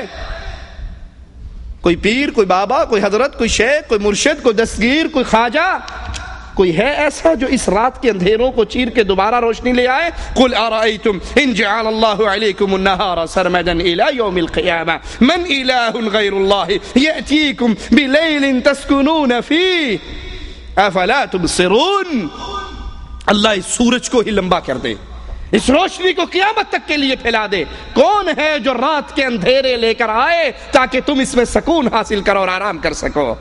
ومن رحمتہ، یہ اللہ کی رحمتیں ہیں، یہ اللہ کی رحمتیں ہیں۔ بغداد والے والی پہ نظریں لگانے والوں، یہ بغداد والا بھی اللہ کی رحمتوں کا محتاج تھا، اور اگر یہ کچھ کر سکتا تو بغداد کے اوپر گرنے والے بمبوں کے رخوں کو تو موڑ دیتا، بغداد میں مسلمانوں کے بہتے ہوئے خون کو تو روک دیتا، بغداد میں مسلمانوں کے اوپر ہونے والے ظلم و ستم کی چکیوں کو تو چلنے نہ دیتا۔ کہتے ہیں جی آپ نے نہیں ماننا، ہوئے جو گستاخ وابی، وہ جب 65 کی جنگ لگی تھی نا، انڈیا کے طیارے آئے تھے راوی کا پل توڑنے کے لیے، لاہور والی سرکار ساوا چولا پہن کے وہاں کھڑی ہو گئی تھی، اوپر سے بم گرتے تھے، وہ کیچ کر کے دریا میں ڈال دیتے تھے، ایک بھی بم پل پہ نہیں گرنے دیا اور سارا پل بچارا انڈیا کو شکست ہو گئی۔ ہم نے کہا جی بالکل مان لیتے ہیں سرکار آپ کی بات کی، لیکن جب 71 میں جنگ لگی تھی، یہ تیرے ابے کا ختم پڑھنے گیا تھا کیا؟ تب کہاں تھا؟ جب بنگلہ دیش ٹوٹا تھا تب کہاں تھا؟ تب یہ کہاں گئے ہوئے تھے؟ کسی کی قوالی پڑھنے گئے ہوئے تھے کیا؟ تب مدد کیوں نہیں کی؟ مدد آتی ہے تو اللہ کی طرف سے، آزمائش آتی ہے تو اللہ کی طرف سے۔ وَمِن رَحْمَتِهِ جَعَلَ لَكُمُ اللَّيْلَ وَالنَّهَارَ لِتَسْكُنُوا فِيهِ وَلِتَبْتَغُوا مِن فَضْلِهِ وَلَعَلَّكُمْ تَشْكُرُونَ۔ سنو، یہ اللہ کی رحمت ہے، رحمت کرنے والا اللہ ہے، یہ اللہ کی رحمت ہے جس نے تمہارے لیے رات کو سکون کے لیے بنایا، دن کو رزق کی تلاش کے لیے بنایا تاکہ تم اس اللہ کا شکر ادا کرو۔ ایک اور قوال کہتا ہے، خواجہ اجمیری کو رازق قرار دینے کی ناکام کوشش کرتے ہوئے کہتا ہے، میں سنی عقیدت والا ہوں، اے تو کیوں مجھ سے چلتا ہے، ایک میں کیا سارا زمانہ خواجہ کے در پہ پلتا ہے۔ میں سنی عقیدت والا ہوں، اے تو کیوں مجھ سے چلتا ہے، ایک میں کیا سارا زمانہ بھی میرے خواجہ کے در پہ پلتا चलता है, ख्वाजा का सिक्का चलता है। ला हौला वला कुव्वता इल्ला बिल्लाह, इन्ना लिल्लाहि व इन्ना इलैहि राजिऊन। एक मैं क्या, सारा जमाना, पूरी दुनिया ख्वाजा के दर पे पलती है। ख्वाजा न देगा तो फिर कौन देगा? इन्ना लिल्लाहि व इन्ना इलैहि राजिऊन। इन जालिमों के इस एक कुफरिया जुमले पे आसमान टूट पड़े, जमीन फट जाए, पहाड़ रेजा रेजा हो जाएं, ये किस तरह अल्लाह की तौहीन करते हैं और अल्लाह के साथ मजाक और अटखेलिए करते हैं। आइए हम बताते हैं तुम्हें कि रिज़्क देने वाला कौन है। इस ख्वाजा को रिज़्क किसने दिया था? ये ख्वाजा जब खुद माँ के पेट में था, माँ के पेट में गंदगी के अंदर इसको रिज़्क किसने दिया था? जब ये बाहर निकला, माँ की छाती से इसके लिए रिज़्क का बंदोबस्त किसने किया था? क्या ये माँ के पेट में अपना राज़िक खुद था? अब तो तुम कहते हो ये इतनी बड़ी देग है ख्वाजा की, चलती रहती है, लोग खाते रहते हैं, पूरा ज़माना इससे पलता है। आइए कुरान हमें बताता है, वमा मिन दाब्बतिन फिल अर्द इल्ला अलल्लाहि रिज़्कुहा। ये ख्वाजा नहीं देता, ये ख्वाजा खुद मंगता है, फकीर है। ये बाबा खुद सवाली था, ये पेशाब व पखाने की मजबूरियों में फंसा हुआ था। इसकी माँ इसके लोतड़े बदलती थी, ये पेशाब करता था, पखाना करता था, ये मजबूर इंसान था। ये माँ के पेट से निकला, इसे बोलना नहीं आता था, ये चीख चीख कर रो रो कर अपनी माँ को अपनी तरफ मुतवज्जह किया करता था। और इसको रोने का ढंग भी हमारे अल्लाह ने सिखाया था। ये दाता नहीं, ये रज़्ज़ाक़ नहीं, बल्कि वमा मिन दाब्बतिन फिल अर्द इल्ला अलल्लाहि रिज़्कुहा। जमीन पे जितना जो कुछ है उन सब का रिज़्क वो इंसान है, वो हैवान हैं, वो चौपाए हैं, वो दरिंदे हैं, वो चरिंदे हैं, वो परिंदे हैं, वो कीड़े हैं। काला स्याह कीड़ा, काली स्याह रात, काले स्याह पहाड़ की जड़ में चलता है। अल्लाह अपने आरश पर मुस्तवी होते हुए उसको वहाँ पर देखता भी है, उसका रिज़्क पहुँचाता भी है, उसके पाँव की धमक अपने आरश पे सुनता भी है। वो अल्लाह राज़िक है, वो अल्लाह रज़्ज़ाक़ है। बाकी सब मंगते हैं, बाकी सब सवाली हैं। वो अल्लाह खुद कहता है, ऐ आदम के बेटे, लौ अव्वलकुम व आखिरकुम इंसकुम व जिन्नकुम, तुम्हारे अगले पिछले इंसान जिन एक मैदान में इकट्ठे होकर मांगना शुरू कर दें, जो उनके जी में आए मांग ले, मैं सबको उनकी मांग दे दूं, अता कर दूं, पूरी कर दूं, झोलिए भर दूं। मेरे खजाने में इतनी कमी नहीं आती जितनी कमी एक सुई को समंदर में डाल के निकाल लो। सुई के समंदर में डालने से तो शायद एक कतरा कम हो, लेकिन रब के खजानों में इतनी कमी भी नहीं आती। दूसरे मकाम पे गौर कीजिए कुरान हकीम के, वमन यर्ज़ुकुकुम मिनस समाई वल अर्द, जमीन और आसमान से तुम्हें रिज़्क कौन देता है? आए हैं तेरे दर पे ख्वाजा तो लेकर जाएंगे, आए हैं तेरे दर पे खाली झोली लेकर आए हैं, भर दे झोली मेरी या मोहम्मद। ये इन गैरुल्लाह से मांगने वालों, कुरान के सवाल पे गौर करो, मैं यर्ज़ुकुकुम मिनस समाई वल अर्द, आसमान से कौन तुम्हारा रिज़्क उतारता है? तुम्हारा रिज़्क आसमान में है जिसको अल्लाह उतारता है, वल अर्द, और जमीन से तुम्हारे रिज़्क को उगाता है। आ इलाहुम अल्लाह, क्या अल्लाह के अलावा कोई और इलाह है? क्या अल्लाह के अलावा कोई दस्तगीर है? क्या अल्लाह के अलावा कोई दाता है? क्या अल्लाह के अलावा कोई रज़्ज़ाक़ है? कुल हातू बुरहानकुम इन कुंतुम सादिकीन, और अगर तुम कहो नहीं हमारा ख्वाजा रिज़्क देने वाला है, लाहौर वालों का हजवेरी दाता है, मुल्तान वालों ने शाह शमस तबरेज़ से ही झोलियां भर ली हैं, हर किसी ने अपने अपने खजानों का मालिक बना रखा है, तो कुरान का सवाल सुनिए, कुल हातू बुरहानकुम इन कुंतुम सादिकीन, सच्चे हो तो दलील दो। और दलील पे क्या है? जब हिंदुस्तान में अजमेर वाला बाबा नहीं आया था, लोगों को रिज़्क मिल रहा था या नहीं? सुभान अल्लाह, सुभान अल्लाह। जब ये पैदा ही नहीं हुआ था, लोगों को रिज़्क, इसके पैदा होने से पहले इसके दादे को कौन खिलाता रहा?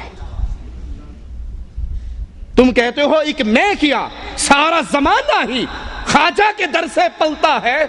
ना इसकी ईंट लगी थी, ना पत्थर लगा था, ना ये पैदा हुआ था, ना इसके अब्बा की इसकी अम्मा से शादी हुई थी, ये भी इसका दादा भी कमा रहा था, रोटी खाकर सोता था, उसको किसने खिलाया? बाबा हजवेरी के दादा को कौन खिलाता रहा? इनके पैदा होने से पहले, इंसानों के पैदा होने से पहले जो मालिक की मखलूकात थी, उनका रिज़्क कौन देता था? कोई है अल्लाह के अलावा? कुल हातू बुरहानकुम, लाओ दलील कि یہ فلاں اور فلاں ہے، ان کو رزق اللہ نہیں دیتا، ہمارا داتا دیتا ہے، ہمارا خواجہ دیتا ہے، ہمارا بابا دیتا ہے۔ لا حول ولا قوت الا باللہ۔ ان قوالوں کا دین ایمان، ان بابوں کے دین ایمان پہ ذرا غور کیجئے۔ قوال کہتا ہے ہند میں لاکھ ہو جائیں مذہب کے بٹوارے، ہند میں لاکھ ہو جائیں مذہب کے بٹوارے، پھر بھی تیرا نعرہ لگائیں ملا پنڈت سارے۔ لاکھوں چاہے ہندی میں دھرم و مذہب کے بٹوارے، مذہب کے بٹوارے، مذہب کے بٹوارے، پھر بھی تیرا نعرہ لگائے ملا پنڈت سارے۔ یہاں خواجہ کا سکہ چلتا ہے، خواجہ کا سکہ چلتا ہے۔ ہند میں مذہب کے لاکھ بٹوارے ہو جائیں، یہ ملا ہے، یہ مسلمان ہے، یہ سکھ ہے، یہ ہندو ہے، یہ پنڈت ہے، لاکھ بٹوارے ہو جائیں، سارے مل کے خواجہ تیرے در پہ آ کے سب نعرہ لگاتے ہیں، تجھے ملا بھی مانتا ہے، تجھے پنڈت بھی مانتا ہے، تجھے سکھ بھی مانتا ہے۔ بتاؤ وہ مسلمان ہو سکتا ہے جس پہ سارے راضی ہوں؟ خود سوچئے، کیا کسی مسلمان پہ کافر راضی ہو سکتا ہے؟ نہیں ہو سکتا۔ اور وہ مسلمان کیسا ہے فیصلہ خود ہی کرنا، جس پہ ہندو کہتے ہیں ہمارا تھا، سکھ کہتے ہیں نہیں ہمارا تھا، مسلمان کہتے ہیں نہیں یار موصلہ تھا، ختنے کروائی بھی تھی، ہمارا تھا۔ مسلمان کے در پہ مسلمان سے کبھی کافر راضی نہیں ہو سکتا، وہ کافر تو ان کا دشمن ہے۔ اگر اس نے ہندوؤں کو مسلمان کیا بفرض تمہارے، کہ جی آپ نے کیا ماننا، وہ خواجہ اجمیری ہی تھے جنہوں نے آ کر سب کو کلمہ پڑھایا تھا اور سب کو مسلمان کیا تھا۔ وہ بڑی مشہور کہاوت ہے نا، خواجہ کے مسجد بن رہی تھی، بادشاہ نے اس کا تیل بند کر دیا، چراغوں میں پانی ڈالا، دن میں مزدور کام کرتے تھے، رات کو آگے مسجد بناتے تھے، وہ پانی کس سے چراغ چلنے لگ گئے تو لوگوں نے کہا بادشاہ سلامت، اس موصلے کی تو مسجد پھر بھی بن رہی ہے۔ کہا اچھا، وہ فوجیں لے کر پہنچ گیا، فوجیں لے کر پہنچا، کہا اس کو ابھی گرفتار کرتے ہیں۔ خواجہ صاحب باہر نکلے تو سامنے والی فوج کی طرف گھور کے دیکھا، ابھی دیکھنا ہی تھا، ساری فوج کہہ رہی تھی لا الہ الا اللہ۔ دائیں طرف دیکھا، ادھر کی فوج نے کلمہ پڑھ لیا، ادھر دیکھا، ادھر کی فوج نے کلمہ پڑھ لیا، پیچھے مڑ کر دیکھا، اس نے کلمہ پڑھ لیا۔ بادشاہ سلامت کہتے ہیں ہاں جی کیوں آپ لوگوں کو مسلمان کرتے ہیں؟ کہا لوگوں کو تو میں کرتا ہوں، یہ فوج جو تم مجھے مارنے کے لیے لایا ان کو کلمہ میں نے پڑھایا؟ کہا نہیں، کہا دیکھ تیری ساری فوج کلمہ پڑھ رہی ہے۔ بادشاہ بڑا حیران، ایک نظر کرم جب بادشاہ پر ڈالی تو بادشاہ بھی وہیں ہاتھی پہ بیٹھا بیٹھا لا الہ الا اللہ۔ سینکڑوں مسلمان کیا، ہزاروں مسلمان، ہندوستان میں مسلمان ہی خواجہ نے کیے۔ اگر اس نے ہندوؤں کو مسلمان کیا ہوتا تو کبھی ہندو اس سے راضی ہوتے؟ کہتے اس نے تو ہمارے خاندانوں کو موصلہ بنا دیا، اس کا دشمن بنتے۔ یہ کیسا ہے جس پہ ہندو بھی راضی ہیں، پنڈت بھی راضی ہیں، سکھ بھی راضی ہیں اور مسلمان بھی راضی ہے؟ اللہ کی قسم یہ شرک کا منظر ہے، یہ شرک کا مندر ہے جو ہندو اپنے مندروں میں کرتے ہیں، وہی تم درباروں میں کرتے ہیں۔ ہندو سمجھتا ہے سیاسی جنگ ہے، اندر سے ہم دونوں بھائی ہیں، ہم کھڑے کو پوج رہے ہیں، یہ لمبے پڑے کو پوج رہا ہے۔ اتنا سا فرق ہے ان قبر پرستوں میں اور مورتی پرستوں میں۔ وہ کھڑے کا طواف کرتا ہے، یہ پڑے کا کرتا ہے، وہ اس کو سامنے بھجن گاتا ہے، یہ اس کے سامنے قوالی گاتا ہے۔ قوال کہتا ہے پڑھی نمازیں رکھے روزے جنت پالی ملا، میں خواجہ کے عشق میں کھویا مل گیا مجھ کو اللہ۔ پڑھی نمازیں رکھے روزے جنت پالی ملا، میں خواجہ کے عشق میں کھویا مل گیا مجھ کو اللہ۔ لا حول ولا قوت الا باللہ، انا للہ و انا الیہ راجعون۔ یعنی ملا کی ساری دوڑ صرف جنت کے لیے، اللہ راضی ہوگا تو جنت دے گا، اللہ ملے گا تو جنت ملے گی۔ یہ صوفیاء کی اور قوالوں کی جنت سے لڑائی ہے، جنت سے نفرت ہے۔ اور اللہ کے نبی صلی اللہ علیہ وسلم جب نماز کا وقت، دوران نماز آپ ایک قدم آگے بڑھتے ہیں اور ایک قدم پھر پیچھے ہٹے۔ اللہ کے نبی اب آگے کیوں بڑھے؟ کہا مجھے اللہ نے جنت دکھائی تھی جس کی طلب میں آگے بڑھا تھا، پھر مجھے جہنم دکھائی، میں نے اپنا سایہ اس میں دیکھا اور میں 2 قدم پیچھے ہٹا۔ یہ تو نبی ہے جو جنت کے لیے آگے بڑھ رہے، یہ تو نبی ہے جنہوں نے جنت کا تعارف کروایا، اور نبی کے سارے صحابہ اس جنت کے سوالی۔ ان صوفیاء کا کیا عقیدہ ہے؟ رابعہ بصری کہا کرتی تھی کہ جنت کے پانی سے جہنم بجھا دوں، جہنم کی آگ سے جنت جلا دوں، پھر بے لوث ہو کر اللہ کی عبادت کروں۔ پھر تو نے اللہ سے لینا کیا ہے؟ نہ رہی جنت نہ رہی جہنم۔ نمازوں اور روزوں کی توہین کرتے ہوئے کہتا ہے پڑھی نمازیں روزے رکھے روزے جنت پالی ملا، میں خواجہ کے عشق میں کھویا مجھ کو مل گیا اللہ۔ تو یہ خواجہ کے عشق میں کھونے کا طریقہ رسول اللہ صلی اللہ علیہ وسلم نے اپنے صحابہ کو کیوں نہیں سکھایا کہ چھوڑو نمازیں روزے؟ کیوں تم روزے رکھ رہے ہو, کیوں تم نمازیں پڑھ رہے ہو؟ نبی جہاد پہ جا رہے ہیں اور کفار سے مقابلہ ہے. صحابہ کہتے ہیں اللہ کے نبی ہم جہاد پہ جا رہے ہیں, پتہ نہیں کس ٹائم ہمارا کفار سے ٹاکرا ہو جائے, اور ہم روزے سے ہیں تو کیوں نہ ہم افطار کر لیں. عصر کے بعد کا وقت ہے, نبی صلی اللہ علیہ وسلم دودھ کا پیالہ پی کے روزہ افطار کر لیتے ہیں. یہ سفر کے اندر بھی روزہ رکھ کے نبی جا رہے. اللہ کے عشق میں آ کر, خواجہ کے عشق میں آ کر تجھے اللہ ملا تو نبی نے اپنے صحابہ کو نماز روزے کی تلقین کیوں کی؟ کیوں کہا صلو کما رأیتمونی اصلی, نماز پڑھو جیسے میں نے تمہیں پڑھ کے سکھائی ہے. نبی نے کیوں پڑھی؟ صحابہ نے کیوں پڑھی؟ جبرائیل نے آ کر نبی کو کیوں سکھائی؟ اللہ نے اپنے قرآن میں نماز پڑھنے کا حکم کیوں دیا؟ اہل جہنم کا یہ ماجرا کیوں پیش کیا کہ جنتی پوچھیں گے ما سلککم فی سقر, جہنم میں کیوں آئے؟ تو جواب ملے گا لم نک من المصلین. یہ سارے بے نماز قوال اسی جہنم میں پڑے ہوں گے جو کہیں گے لم نک من المصلین, ہم لوگوں سے کہا کرتے تم نماز پڑھو, ہمیں صرف اسی عشق میں رہنے دو. صحیح بخاری میں ہے, اس نمازوں سے کیا ملتا ہے سنیے. صحیح بخاری میں ہے, اللہ کے نبی فرماتے ہیں بندہ فرائض کے ذریعے اللہ کے قریب ہوتا ہے اور پھر نوافل ادا کر کے اللہ فرماتا ہے بندہ میرے اور قریب ہو جاتا ہے, یہاں تک کہ میں اس کا ہاتھ بن جاتا ہوں. کس طرح قریب ہوتا ہے اللہ کے؟ فرائض کے بعد نوافل کے ذریعے بندہ اللہ کے قریب ہوتا ہے. اور یہ ظالم کہتے ہیں پڑھی نمازیں رکھے روزے جنت پالی ملا, ہم تو خواجہ کے عشق میں جا کر اللہ سے ملے ہیں. بڑی نمازیں روزے رکھے جنت پالی ملا, میں خواجہ کے عشق میں کھویا مل گیا مجھ کو اللہ اللہ, یا خواجہ کا سکہ چلتا ہے. انا للہ و انا الیہ راجعون. قوال کہتا ہے خواجہ کا دیوانہ جس دن سے میں ہو گیا اس دن سے ہو گیا کردار صاف میرا, کعبہ بھی کر رہا ہے آ کے طواف میرا. خواجہ کا میں دیوانہ جس دن سے ہو گیا ہوں اس دن سے ہو گیا ہے کردار صاف میرا, بدلہ کوئی دے کے خواجہ کی عنایت, کعبہ بھی کر رہا ہے آ کر طواف میرا, مجھے چڑھ گیا چشتی رنگی رنگ. لا حول ولا قوت الا باللہ. کیا مراد؟ کہ جس کا کردار صاف ہو جائے کعبہ اس کا طواف کرتا ہے, اور جو کعبے کا طواف کرتا ہے ان کا کردار صاف نہیں ہوتا نا. جو کعبے کا طواف کرتے ہیں ان کا کردار صاف, کیونکہ اگر کردار صاف ہو جائے گا تو کعبہ خود تمہارا طواف کرے گا. حشت بہشت ایک کتاب ہے جس کے اندر رابعہ بصری کا قصہ لکھا ہے کہ رابعہ بصری ایک پیر صاحب جب دین کی طرف آئے 2 قدم چلتے 2 رکعت پڑھتے, 2 قدم چلتے 2 رکعت پڑھتے, پتہ نہیں کتنے سال تک چلتے چلتے مکہ شریف پہنچے. جب بیت اللہ میں داخل ہوئے تو آگے بیت اللہ ہی نہیں تھا. پوچھا لوگوں سے بھی میں تو اتنے سال 2 رکعتیں پڑھ کے شکرانے ادا کرتے ہوئے پہنچا ہوں, بیت اللہ کہاں گیا؟ کہا ادھر کو گیا ہے. پیچھے پیچھے گئے, دیکھا تو جنگل کے اندر رابعہ بصری درخت سے ٹیک لگا کر بیٹھی اور بیت اللہ اس کا طواف کر رہا. پوچھا رابعہ بصری بڈھی یہ کیا کرتی ہے؟ کہا سن, تو کعبے کی نیت سے آیا تھا, تجھے کعبہ نہیں ملا, میں اللہ کی نیت سے آئی تھی تو اللہ نے خود کعبے کو میرے پاس بھیج دیا. خواجہ کا دیوانہ جس دن سے میں ہو گیا اس دن سے ہو گیا کردار صاف میرا, کعبہ بھی کر رہا ہے آ کے طواف میرا. جب ان کے کہتے بقول ان قوالوں اور صوفیوں کے جب کردار صاف ہو جاتا ہے تو کعبہ ان کا طواف کرتا ہے, جب تک کردار صاف نہیں ہوتا یہ کعبے کا طواف کرتے ہیں. ابراہیم خلیل اللہ کا کردار صاف تھا یا نہ تھا؟ انہوں نے کعبہ بنا کے طواف کیا یا نہ کیا؟ اسماعیل علیہ السلام نے کیا, محمد علیہ السلام نے کیا, آپ کے صحابہ نے کیا. نعوذ باللہ ان میں سے کسی کا کردار صاف نہیں تھا. کعبہ تمہارا تو طواف کرے, آدھی کیلنڈری رابعہ بصری کا طواف کرے.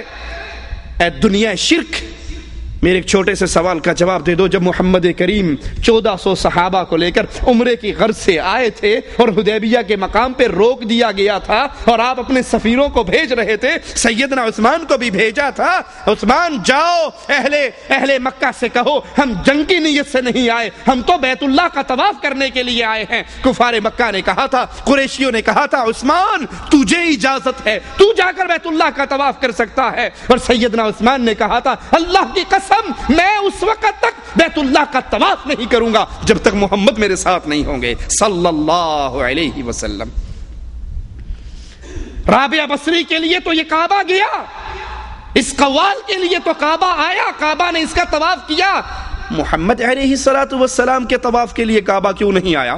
چلو محمد علیہ السلام کچھ کلومیٹر دور تھے نا, حدیبیہ کے مقام پہ تھے, یہ تو عثمان مکہ کے اندر موجود تھے. اور ان سے بڑھ کر کردار کس کا صاف ہوگا؟ جس کو رسول کریم نے بے بہا مرتبہ کہا تھا، اور ایک مرتبہ تو یہاں تک کہا تھا قد یا عثمان ما ضر عثمان ما عمل بعد اليوم قط، آج کے بعد جو جی میں آتا ہے کرو، تیری جنت کی گارنٹی ہو گئی ہے۔ اس کعبے نے آ کر اس عثمان کا طواف کیوں نہیں کیا کہ عثمان انکار کر رہے ہیں میں اپنے نبی کے بغیر طواف نہیں کروں گا، تو کعبہ خود ہی طواف کر لیتا کہ تو میرا نہ کر میں تیرا کر رہا ہوں، درجہ بلند ہو گیا۔ انا للہ و انا الیہ راجعون۔ قوال کہتا ہے میلے میں تیرے گھومنے آتے ہیں فرشتے، میلے میں تیرے گھومنے آتے ہیں فرشتے، ہاں وہ گھومنے آتے ہیں، انتظار میں ہوتے ہیں اللہ کا کب اجازت ملے تو اسی پر کوڑے برسائیں اللہ کے عذاب کے۔ میلے میں تیرے گھومنے آتے ہیں فرشتے، لیکن آج تک کسی نے دیکھا بھی نہیں ہے، تو خبر تجھے بی بی سی والوں نے دی کیا؟ میلے میں تیرے گھومنے آتے ہیں فرشتے لیکن آج تک کسی نے دیکھا بھی نہیں ہے، آنکھ والا ہی دیکھے تیرا جلوہ میرے صابر۔ میلے میں تیرے گھومنے آتے ہیں فرشتے، میلے میں تیرے گھومنے آتے ہیں فرشتے، لیکن کسی نے آج تک دیکھا بھی نہیں ہے، آنکھ والا ہی دیکھے تیرا جلوہ میرے صابر۔ اب یہ بتاؤ جب کسی نے دیکھے بھی نہیں تو کیا قرآن میں خبر ہے کہ صابر پیا کے میلے میں فرشتے آتے ہیں؟ قرآن میں اس کی خبر، رسول کریم نے بھی اس کی خبر نہیں دی۔ دو ہی ہمارے پاس ایسے ہیں نا جو غیب کی خبر، یا اللہ کا قرآن یا اللہ اپنے رسول کے ذریعے وحی کر کے بتاتا ہے، تیسرا ذریعہ تو نہیں۔ اب دنیا میں تم کہتے ہو کسی نے دیکھا بھی نہیں، پھر یہ خبر کہاں سے ملی؟ وہ کہتے ہیں جی معرفت کی باتیں آپ کو سمجھ نہیں آ سکتی۔ آپ نے دیکھا ہوگا اکثر عید میلاد پہ بڑی خوبصورت کرسی سجی ہوئی ہوتی ہے، انڈیا پاکستان میں جب میلاد کا جشن ہوتا ہے تو کرسی بڑی پیاری خوبصورت بنا کے خالی پڑی رہتی ہے۔ کسی سے پوچھو بھائی یہ کرسی کیوں ہے؟ کہا آپ کو نہیں پتا، یہاں اللہ کے رسول نے آ کر بیٹھنا ہے، یہ ان کے لیے سجی ہے۔ وہ ایک ہمارا جیسا کوئی گیا ہوا تھا، اس نے کہا سر یہ کرسی کیوں سجی ہوئی؟ کہا بھی اللہ کے رسول صلی اللہ علیہ وسلم آئیں گے، اور پھر وہ درود پڑھتے نا، آگے تاج والے کا، اچھا جب آئیں تو ذرا مجھے بھی دکھا دینا، میں بھی دیکھوں گا اپنے نبی صلی اللہ علیہ وسلم کو، دیکھ کر صحابی کا شرف پالوں گا۔ کہا نہیں تو وہابی گستاخ ہے، تیری آنکھ دیکھنے کے قابل نہیں ہے۔ اس نے کہا اچھا ٹھیک ہے، میری آنکھ بڑی گستاخ ہے، میں اپنی آنکھیں بند کر لوں گا، میرا ہاتھ لگوا دینا کہ اللہ کے نبی صلی اللہ علیہ وسلم بیٹھے۔ میلے میں تیرے گھومنے آتے ہیں فرشتے لیکن آج تک کسی نے دیکھا بھی نہیں ہے، آنکھ والا ہی دیکھے تیرا جلوہ میرے صابر۔ وہ پاکستان کا ایک جھوٹا نبی کذاب گوہر شاہی، اس نے بھی کہا تھا کہ وہ کتاب میرے پاس اس کی موجود ہے کہ میری شبیہ دو جگہ پہ، میرا چہرہ دو جگہ پہ آ چکا ہے، چاند میں بھی آ چکا ہے، حجر اسود میں بھی آ چکا ہے، لیکن وہ نہ جھوٹے کو نظر آئے گا، نہ منافق کو نظر آئے گا، نہ بے عمل صوفی کو نظر آئے گا۔ کیا مطلب؟ جو یہ کہے چاند میں گوہر شاہی کا جلوہ نہیں ہے، اس کا مطلب ہے یہ جھوٹا بھی ہے، یہ منافق بھی ہے، یہ بے عمل بھی ہے۔ تو جس نے تین فتوے لگانے، ہر کوئی کہتا ہے جی بالکل واقعی آپ کا منہ ناک داڑھی سب نظر آ رہا ہے وہاں پر۔ آتے ہیں لیکن ان کو دیکھتا کون ہے؟ آنکھ والا ہی دیکھے تیرا جلوہ۔ پھر کہتا ہے ایسی کرامت تو دیکھیے، پیر صاحب کی کرامت بیان ہو رہی کہ ایسی کرامت تو دیکھیے، اپنے جنازے کی پڑھائی نماز بھی، نیاز مند وہی بے نیاز بھی، اچھا ہوا کہ رہ گیا پردے میں راز بھی، بعد از وفات سیفی کرامت تو دیکھیے، بعد از وفات سیفی کرامت تو دیکھیے، اپنے جنازے کی ہے پڑھائی نماز بھی، آنکھ والا ہی دیکھے تیرا جلوہ میرے۔ مر بھی گیا، اس کو غسل ہو گیا، استنجا ہو گیا، کفن ہو گیا، لوگوں نے اس کی لاش اٹھا لی، چل پڑے، اور جب جنازے کی لاش رکھ دی تو نماز کے لیے امام صاحب کی جگہ پہ خود ہی آگے ہو گیا، اللہ اکبر، اللہم اغفر لے حیینا و میتنا، مجھے بھی اور اس کو بھی دونوں کو معاف کر دے۔ اپنے جنازے کی خود نماز پڑھی، اتنی بڑی کرامت اس کی، مرا ہوا بھی یہ ہے اور زندہ بھی یہ ہے۔ رسول کریم صلی اللہ علیہ وسلم کے ساتھ یہ ماجرا کیوں نہیں ہوا؟ ابو بکر صدیق کے ساتھ کیوں نہ ہوا؟ حضرت عمر کے ساتھ کیوں نہ ہوا؟ حضرت عثمان کے ساتھ کیوں نہ ہوا؟ کیوں حضرت عثمان رضی اللہ عنہ وارضاہ کا جسد مبارک اتنے دن باہر پڑا رہا؟ کیوں نہ انہوں نے اپنے جنازے کی خود ہی نماز پڑھا کے دفنا بھی دیتے؟ وہی معرفت کی بات ہے۔ اشرف علی تھانوی صاحب لکھتے ہیں اپنے نانا کے بارے میں کہ ہمارے نانا حج پہ جا رہے تھے، راستے میں ڈاکو پڑ گئے، ڈاکو جب پڑے تو انہوں نے مار دیا، لوٹ لیا، سب کچھ قتل ہو گئے، ادھر قتل ہو گئے اور ادھر آدھی رات کو گھر میں تشریف لے آئے، مٹھائی کا ڈبہ بھی ساتھ لے آئے، مٹھائی کا ڈبہ لا کے کہنے لگے کسی کو نہ بتانا، ہر جمعرات کی رات کو آیا کروں گا۔ بیگم صاحبہ نے وعدہ کر لیا آئندہ کسی کو نہیں بتاؤں گی۔ صبح خیال آیا کہ جب بچے مٹھائی گلی میں کھائیں گے اور لوگوں کو پتا ہے کہ اس کا تو خامند مارا گیا، پھر ان کے دل میں غلط سوچ آئے گی کہ یہ مٹھائی کون دے کر گیا. اس لیے اس نے صبح اٹھتے ہی بتا دیا کہ رات تھانوی صاحب کے نانا ابو آئے تھے. تھانوی صاحب لکھتے ہیں اس کے بعد میرے نانا پھر کبھی نہیں آئے. اپنا جنازہ اس کی لاش پڑی ہے اور خود ہی اس پہ جنازہ پڑھ رہے ہیں. اس پہ آخری بات کہہ کے بات ختم کرتا ہوں. پاکستان کے اندر ایک مولوی صاحب اہل حدیث عالم نے تقریر کی کہ بھائی جو مر جاتا ہے وہ دوبارہ نہیں آتا، گیا اللہ کے پاس، معاملہ ختم. اس کے مقابلے پہ ان قوالوں کے مولویوں نے صبح تقریر کرتے ہوئے کہا کہ یہ وہابی نے جھوٹ بولا ہے، میرے ابا جی کو فوت ہوئے 3 سال ہو گئے ہیں، ہر جمعرات کو ہمارے گھر آتے ہیں. اس اہل حدیث عالم نے پھر کہہ دیا صبح اٹھ کے درس دیتے ہوئے کہ بھائی نہیں آتے، قرآن کہتا ہے جو چلے گئے وہ ادھر دیکھو کون آتا ہے. اس نے اٹھا کر کیس کر دیا پولیس کے اندر کہ یہ بڑا گستاخ ہے، اس نے تہمت لگائی ہے، توہین کی ہے. اب وہ ڈی ایس پی جہاں پیشی ہوئی بریلوی مولوی کی بھی اور اس اہل حدیث کی بھی، وہ پٹھان تھا، اس نے اہل حدیث کو خوب رگڑا لگایا، جاتے اس پہ چڑھائی کر دی. تجھے شرم نہیں آتی مولوی صاحب؟ ہمارے سیاسی جھگڑے نہیں ختم ہوتے، ہم اپنی پریشانیوں میں پھنسے ہوئے ہیں، ہمارے حکومت کے پنگے ہیں، اور تمہیں کیا، اس کی اماں ہے، اس کا ابا ہے، اس کے گھر آتا ہے، تجھے کیا تکلیف ہے؟ تو اہل حدیث عالم نے خاموشی سے صرف اتنا کہا، کہنے لگے ڈی ایس پی صاحب اس کا ابا فوت ہو گیا. کہیں فوت ہو گیا؟ ماڑا پھر تمہارے گھر کون آتا ہے؟ وہ تو فوت ہو گیا. بھائی یہ جنازے کا، اس کا لاش اس کے جنازے کی پڑھی ہے، بعد از وفات ایسی کرامت تو دیکھیے، اپنے جنازے کی پڑھائی نماز بھی، یہ مردہ بھی یہی پڑھا ہے اور جنازہ بھی یہ پڑھ رہا ہے. اللہ نے تو اس کو ایک پیدا کیا تھا، یہ 2 کیسے ہو گئے؟ مرا ہوا بھی یہ ہے اور زندہ بھی یہ ہے. یہ قوالیوں کے سارے جملے اللہ کے کلام سے ٹکراتے ہیں، دین توحید سے ٹکراتے ہیں، دین اسلام سے ٹکراتے ہیں. ان کا سننا، یاد کر لینا، ان کا سننا، قوالی سننا گانے سننے سے بڑا گناہ ہے. گانا سننا بھی گناہ ہے، بہت بڑا گناہ ہے، لیکن قوالی، گانا سننا صرف گناہ ہے، اور قوالی انسان کو کفر اور شرک تک لے جا سکتی ہے. اللہ نے توفیق دی تو باقی قوالیوں کے حوالے سے جو عقیدے ان کے ہیں انشاءاللہ پھر کسی مجلس میں کریں گے. اقول قولی ھذا واستغفر اللہ لی ولکم ولسائر المسلمین فاستغفروہ انہ ھو الغفور الرحیم.